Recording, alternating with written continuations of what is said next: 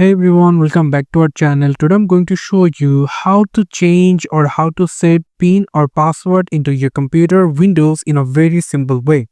It's a very simple process. First you have to come over into your start icon, click on the right mouse button, and then you have to go for the settings. After that, here you will find the option called privacy and security, or you can get the option called accounts. Click on that. And then if you scroll down a little bit, here you will find the option called sign in options. So if you click on that, then you will get the pin option over here.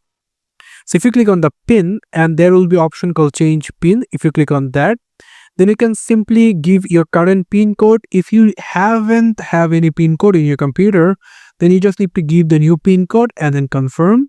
So I'll give the new pin code over here, or the current pin code, and the new pin and the confirm pin over here.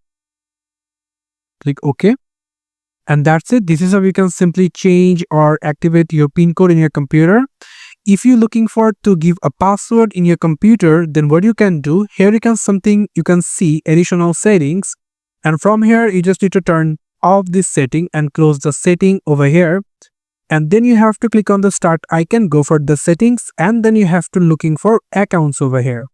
And if you scroll down a little bit, here you will find the option called sign in options. Click on that. And as you can see, your password settings has been opened in your computer. And here you can simply set up your password in your computer. Click on change.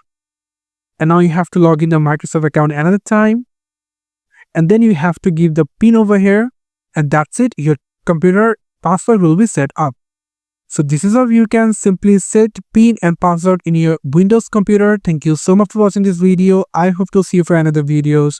Till then, goodbye.